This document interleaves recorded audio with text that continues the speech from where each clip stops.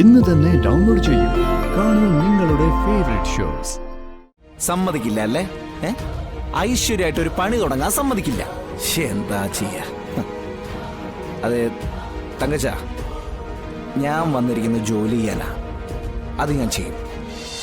എന്തെങ്കിലും ഒരു നല്ല കാര്യം പറഞ്ഞ് അതിന് എതിര് പറയാന്നുള്ളത് രാഘവേട്ടനെ ഒരു ജീവിത വൃതാക്കി എടുത്തിരിക്കുക. ശരി, ഞാനെതിര് പറയുന്നില്ല. വരുമാന മാർഗത്തിനായി ബിസിനസ്സുകൾ ചെയ്യാമെന്ന് പറയുന്നു. അതിന് പണം വേണ്ടേ?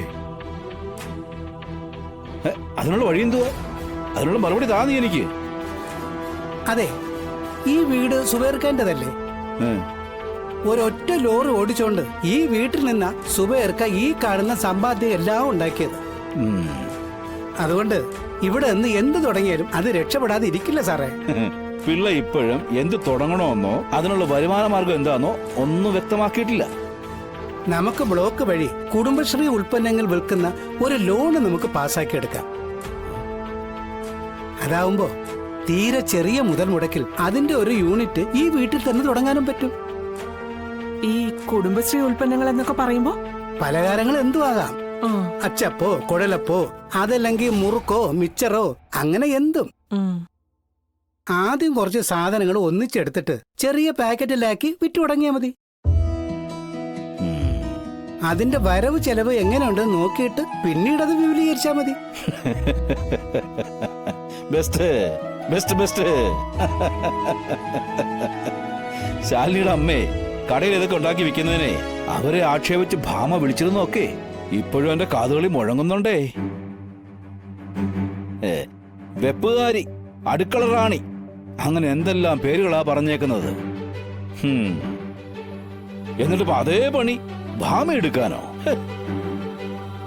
ശാലിയുടെ അമ്മ ശാരദാമ്മയ്ക്ക് ജന്മസിദ്ധമായി കിട്ടിയൊരു കഴിവുണ്ടേ പാചകത്തില്. അതിലവർക്ക് നല്ല കൈപ്പുണ്യവും ഉണ്ട്. അവരത് തെളിയിച്ചിട്ടുള്ളതുവാ. അല്ല, ഭാമയ്ക്ക് എന്ത് പാരമ്പര്യം ഇരിക്കുന്നത് ഈ പാചകത്തിലേ? രാഘവേട്ട, ഇതൊക്കെ വേണമെന്നുണ്ടെങ്കിൽ പഠിച്ചെടുക്കാവുന്നതേ ഉള്ളൂ. ആരും അങ്ങനെ ജനിച്ചു വീഴുമ്പോ തന്നെ എല്ലാം പഠിച്ചു പാസ്സായിട്ടൊന്നും അല്ലല്ലോ വരുന്നത്. ചെയ്തല്ലേ എല്ലാം പഠിക്കുക. പിള്ളേ, നമുക്ക് ഈ കാര്യം ആലോചിക്കാം. അതിനാരെയാണ് കാണണ്ടേന്ന് വെച്ചാ പോയി കാണുകയും ചെയ്യാം. ജോലിയല്ലേ ചെയ്യുന്നത്. അതൊരു കുറവായിട്ടോ കുഴപ്പമായിട്ടോ കാണാതിരുന്നാ മതി. അങ്ങനെയാണെങ്കിൽ സത്യാമ്മയ്ക്കത് താല്പര്യമാണെങ്കിൽ നമുക്കൊരു അപേക്ഷ എഴുതി ബ്ലോക്കിൽ വെക്കാം. ലോൺ കിട്ടിയാൽ അത്രയായല്ലോ. എടോ പിള്ള, താൻ ഇതിന്റെ പിന്നാലെ തൂങ്ങി നടക്കണ്ട. ഇതിട്ട് നടക്കാൻ പോകുന്ന കാര്യമൊന്നുമല്ല. ഈ വിപ്പനാന്നൊക്കെ പറയുന്നതേ വീട് വീടാന്തരം കേറി ഇറങ്ങി നടക്കണം. അതൊക്കെ ഈ ഭാമയെ കൊണ്ട് നടക്കുവോ? രാഘവേട്ടാ, ഓ, ഞാനൊന്നും പറയുന്നില്ല. എന്താ അച്ഛൻ ഇഷ്ടം പോലെ അങ്ങോട്ട് ചെയ്യും. ഓ, ഞാനൊരു അഭിപ്രായം പറഞ്ഞതേ ഉള്ളൂ. മുറുക്കോ കുഴലപ്പോ അച്ചപ്പോ ഇനിയിപ്പോ ഹോട്ടലിൽ തുടങ്ങിയാലും എനിക്ക് കുഴപ്പമൊന്നുമില്ല. എന്തെങ്കിലുമൊക്കെ തുടങ്ങും. അതിനൊന്ന് നന്നായാ മതിയായിരുന്നു. പിള്ളേ, നമുക്ക് തുടങ്ങാം. ഇത് രാഘവേട്ടൻ പറയുന്നൊന്നും കാര്യമാക്കണ്ട. ഞാനേ പാഠങ്ങൾ പഠിക്കുന്ന ഒരാളാ.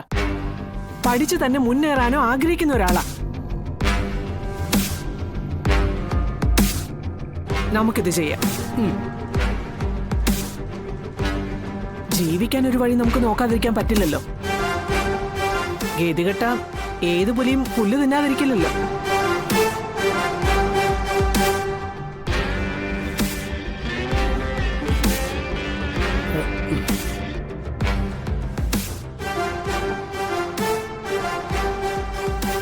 ഒരുവൻ ഒരാളി, മേലെയുള്ളവൻ തൊഴിലാളി.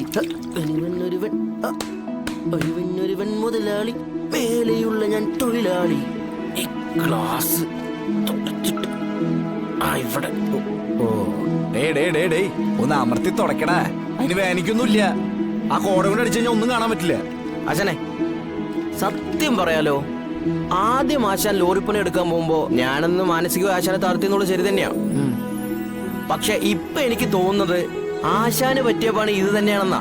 ഇതാവുമ്പോ ആശാന്റെ ആ പഴയ സ്വഭാവം പുറത്തെടുക്കാൻ ഒരുപാട് അവസരങ്ങൾ ഉണ്ടാകുന്നുണ്ട്. ഏത് തല്ല് വാങ്ങിക്കൂട്ടാനായി ഒരുപാട് ബലിയാടുകൾ വന്ന് ചാടുന്നുണ്ട്. ആശാനും എനിക്ക് ഇടയ്ക്ക് കയ്യൊക്കെ നനക്കി പഴയ ഓർമ്മയ്ക്കൊന്ന് പുതുക്കാനും പറ്റുന്നുണ്ട്. എങ്ങനെ ഒറ്റ ഹാ. ആശാനെ, ഈ പൊതുവേ ലോറി ഓടിക്കുക എന്ന് പറയുന്നത് പുരുഷത്വത്തിന് മേന്മ കൂട്ടുന്ന ഒന്നല്ലേ? ഏത്? അതെ അതെ, ഒന്ന് നിർത്തോ? മതി, ഇന്നത്തേക്കുള്ളതായി. ഇനി നാളെ മതി. കഴിഞ്ഞെങ്കിൽ പോവാൻ നേരെ വൈകാതെ അവിടെ എത്തണം. വേം വാ. ഒരു ഉപകാരവും ഇല്ല, തുടച്ചോണ്ട് ഇങ്ങനെ നിൽക്കും. എന്നാ വല്ല കൂസലും ഉണ്ടോ?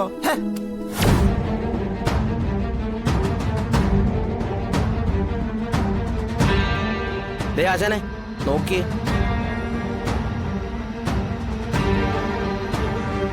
ബലിയാടുകൾ വിടുന്ന ലക്ഷണമില്ലല്ലോ. കയ്യാങ്ങൾക്ക് നിൽക്കരുത്. നല്ല ഓട്ടുള്ള ദിവസമാ. ഇവന്മാർക്ക് ഒരു പണിയില്ലാത്തതാ, പക്ഷെ നമുക്ക് നല്ല പണിയുണ്ട്.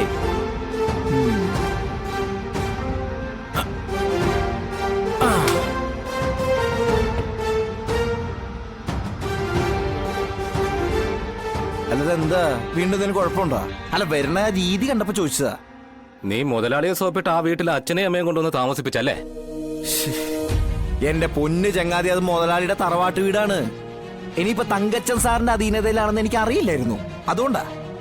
ഇങ്ങനെയാണ് പോകുന്നതെങ്കിലേ നീ പലതും അറിയും. അതിനു മുമ്പ് ഞങ്ങൾ ആരൊക്കെയാണെന്നും നീ അറിയും. അതെ, ഈ ഞാൻ എവിടെയെങ്കിലും വന്ന് കുറ്റിയടിക്കണമെങ്കിൽ ആ സ്ഥലത്തെ കുറിച്ചിട്ടും ആ സ്ഥലത്ത് ഞാൻ നേരത്തെ വന്ന് അടി വെച്ചിട്ടുണ്ടോ എന്ന് ചിന്തിക്കുകയും ചെയ്യുന്നൊരു സമയം എനിക്കുണ്ടായിരുന്നു. അത് ഈ റെസ്റ്റ് ഇല്ലാതെ അടി ഉണ്ടാക്കി നടന്നുകൊണ്ടിരുന്ന സമയമായിരുന്നേ. ഇപ്പൊ പിന്നെ എല്ലാം നിർത്തി രാമനാമം ജപിച്ചടക്കുന്ന സമയാണേ.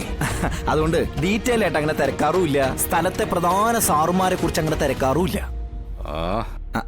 അല്ല, ഇപ്പൊ എന്താ സാറുമാരെ പ്രശ്നം? അത് പറ.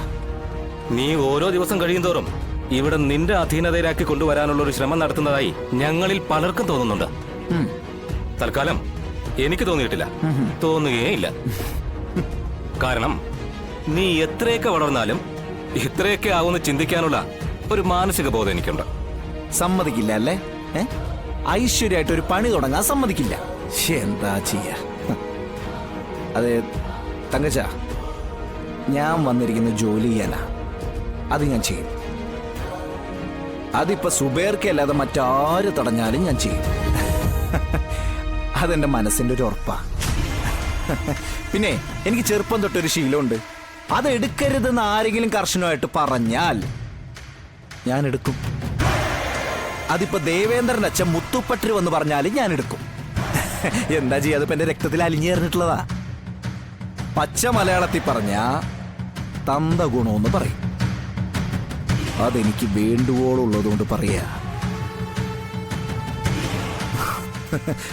ഉപദ്രവിക്കരുത്, ജീവിച്ചു പൊക്കോട്ടെ. ഒരുപാട് കുഞ്ഞുകുട്ടി പരാധീനകൾ ഉള്ളതാ. അച്ഛനും അമ്മേനും ഇവിടെ കൊണ്ട് താമസിപ്പിച്ചതും അതുകൊണ്ടൊക്കെ തന്നെയാ. അതുകൊണ്ട് കഴിയുമെങ്കിൽ എന്റെ തങ്കച്ചേട്ടൻ ഒരു കാര്യം അങ്ങോട്ട് ചെയ്യാം. ഈ ജോലി എടുക്കാൻ പോകുമ്പോഴെങ്കിലേ ഇങ്ങനെ വഴി മുടക്കി നിക്കല്ലേ, വർക്കത്ത് കേടാന്നേ. അതുകൊണ്ടാ